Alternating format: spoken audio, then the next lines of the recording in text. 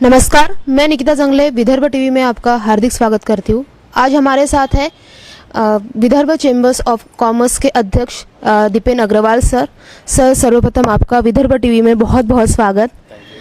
मुलाकात की ओर बढ़ते हुए मेरा पहला सवाल यही रहेगा कि जिस तरह से कोरोना की जो स्थिति है हमारे देश में, उसकी वजह से बहुत क्षेत्र में बहुत उल्टा-पातल हुई है और इसी के चर्चे में देखा जाए तो ख़ास तौर से बेरोज़गारी पे इसका सबसे ज़्यादा प्रभाव पड़ा है, तो उसके बारे में क्या कहेंगे?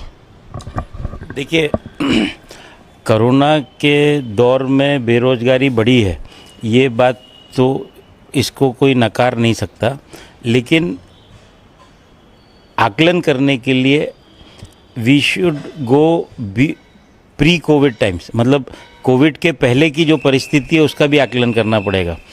ये जो इंडियन इकनॉमी पे जो प्रहार हुआ है वो डीमोनेटाइजेशन के समय से शुरू हो गया। डीमोनेटाइजेशन जो हुआ, आज उसको 4 साल पूरे हो गए, तो डीमोनेटाइजेशन के इफ़ेक्ट में जो बेरोज़गारी बढ़ी थी और मार्केट से और इकनॉमी से लिक्विडिटी ख़त्म हुई थी, उससे व्यापारी और इंडस्ट्री उभरी नहीं थी कि ये कोविड टाइम्स आ गया। तो कोरोना का जो काल है और जो पेंडेमिक था वो इतना घातक रहा कि डीमोनेटाइजेशन और कोविड ये मिला के अभी मतलब तकलीफ़ के दिन और आने वाले हैं। मतलब अभी जो बेरोज़गारी है वो उससे और मतलब 4 गुना बढ़ जाएगी। अभी 7 महीने में कोई व्यापार नहीं हुआ था।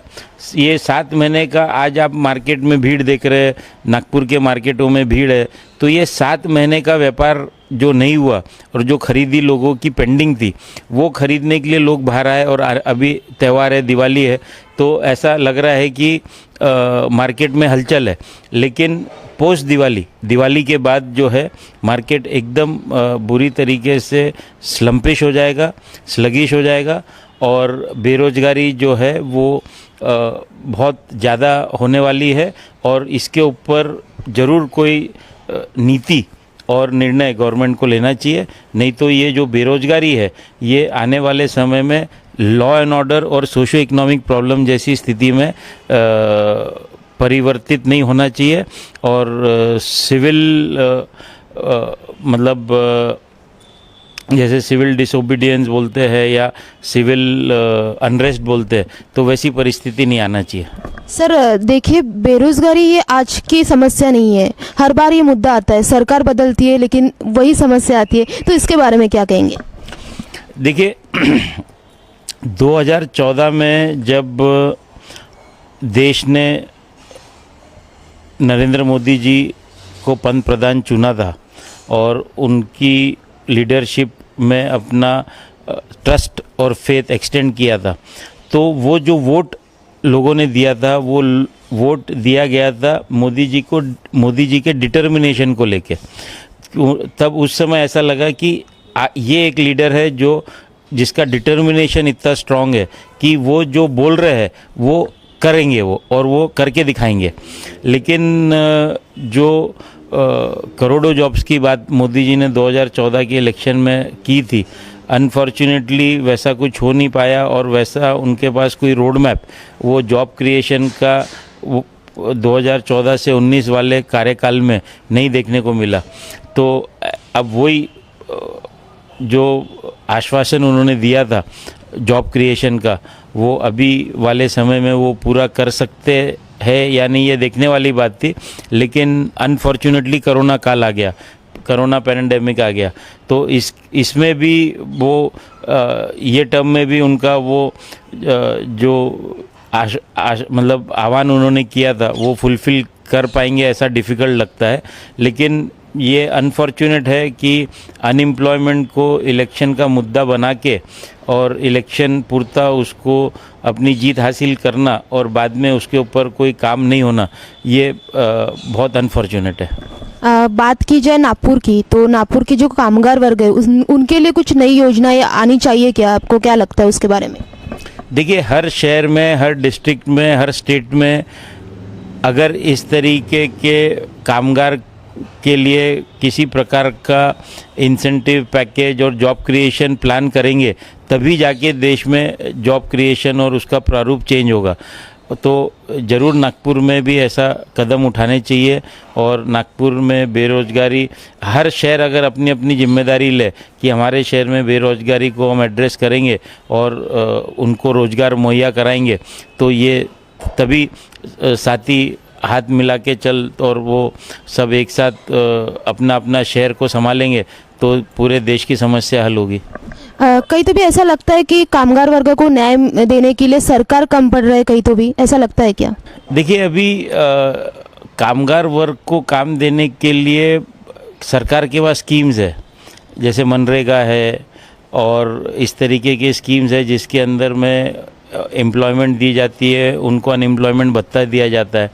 लेकिन अनएम्प्लॉयमेंट के लिए भत्ता देना और मनरेगा में उनको काम दे के पैसे देना सिर्फ उससे नहीं होगा। एक परमानेंट जॉब जो है, एक परमानेंट सिक्योरिटी एक फैमिली को जॉब के माध्यम से देना बहुत ज़रूरी है। और उसमें सरकार के पास, जैसे आज अपन महाराष्ट्र की अगर बात करें तो महाराष्ट्र में एमएसईबी में जॉब्स है, वो जॉब फुलफ़िल नहीं हुए। पुलिस डिपार्टमेंट में जॉब्स है, वो जॉब्स खाली पड़े हैं, वो पूरा नहीं भरपाई हो रही है, मतलब भर्ती नहीं हो रही है। तो ऐसे गवर्नमेंट जो है मेजर सबसे बड़ा एम्प्लॉयर गवर्नमेंट होती है। तो गवर्नमेंट के पास जो वैकेंसीज़ है, अगर उसको ही गवर्नमेंट भर देती है और भर्ती कर लेती है तो स्टेट का बेरोजगारी का मुद्दा काफ़ी हद तक के एड्रेस हो सकता है। कोरोना में कई लोगों की नौकरियां गई है, स्पेशली प्राइवेट सेक्टर के लोगों की, तो उनके बारे में सरकार से कुछ कहना चाहोगे कि इनके लिए क्या करना चाहोगे आप, ऐसा कुछ? देखिए, प्राइवेट सेक्टर में जो जॉब जा रहे हैं उसका कारण समझना होगा। प्राइवेट सेक्टर में जॉब इसलिए बेरोजगारी हो रही है और जॉब इसलिए मतलब छूट रहे लोगों के क्योंकि वाइबिलिटी नहीं है। इंडस्ट्री है तो इंडस्ट्री सर्वाइव नहीं कर पा रही है, ट्रेडर है तो ट्रेडिंग एक्टिविटी वाइबल नहीं है।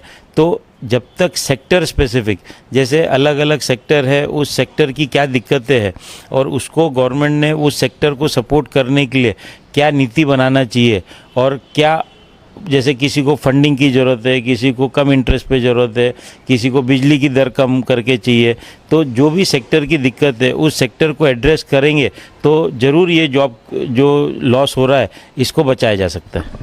विदर्भ में युवा रोजगार की बहुत बड़ी समस्या है, उसके बारे में क्या कहना चाहोगे आप?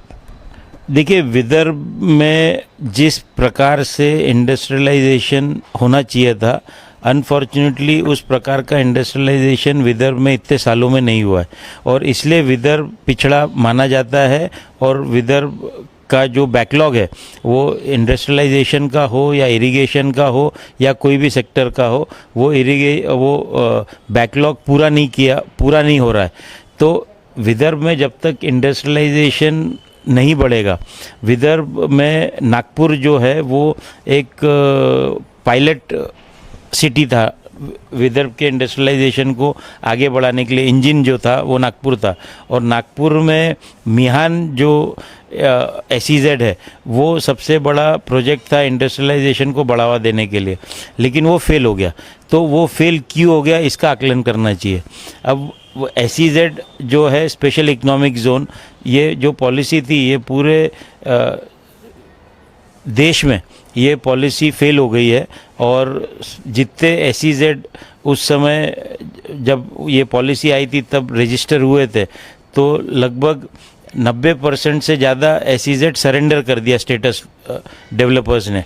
लेकिन मिहान जो है वो यहाँ पे अभी भी SEZ स्टेटस कंटिन्यू कर रहा है और forex positive export oriented unit यहाँ लगाने का विचार करते हैं मिहान के अंदर, लेकिन यहाँ पे सी पोर्ट नहीं है, लॉजिस्टिकली वाइबल नहीं है और यहाँ ऐसा कोई रॉ मटेरियल नहीं है जिसकी यूनिट यहाँ लग सकती है।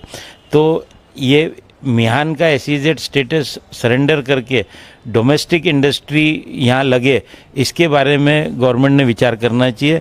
तो विदर्भ का इंडस्ट्रियलाइजेशन बढ़ सकता है और इंडस्ट्रियलाइजेशन बढ़ेगा तो विदर्भ के युवाओं को विदर्भ में ही रोजगार मिलेगा और उनको बाहर दूसरी जगह जाने की ज़रूरत नहीं पड़ेगी।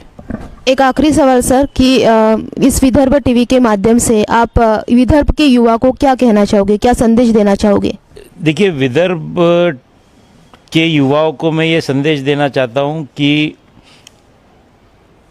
जॉब क्रिएशन के लिए एक पॉलिटिकल विल की ज़रूरत है। वो पॉलिटिकल विल पिछले टर्म में देवेंद्र फडणवीस जी और आदरणीय नितिन गडकरी जी के माध्यम से देखने मिला था। वो कार्य उनका पूरा नहीं हुआ जिस तरीके से वो चाह रहे थे, लेकिन अभी भी निराश होने की ज़रूरत नहीं है। पॉलिटिकल विल अभी भी क्रिएट किया जा सकता है और जॉब यहाँ पे हो सकती है, लेकिन पूरी तरीके से, पूरी ईमानदारी से पढ़ाई में ध्यान दीजिए और अच्छी पढ़ाई अगर रहेगी तो जॉब तुम्हारे पीछे आएगी, तुमको जॉब के पीछे भागना नहीं पड़ेगा। और आप सब युवाओं को मेरा ये हाथ जोड़ के नम्र विनती है कि ये कोविड टाइम्स के अंदर में आप सेफ रहिए, मास्क का उपयोग कीजिए और सोशल डिस्टेंसिंग और सैनिटाइजेशन का वापर कीजिए और अपने परिवार को सेफ रखिए और खुद का ध्यान रखिए। धन्यवाद सर। आपके विचार विदर्भ के युवा को सच में एक प्रेरित करते हैं। धन्यवाद sir. Thank you. Cameraman Rupesh Gawande के साथ मैं निकिता जंगले, विदर्भ टीवी नागपुर।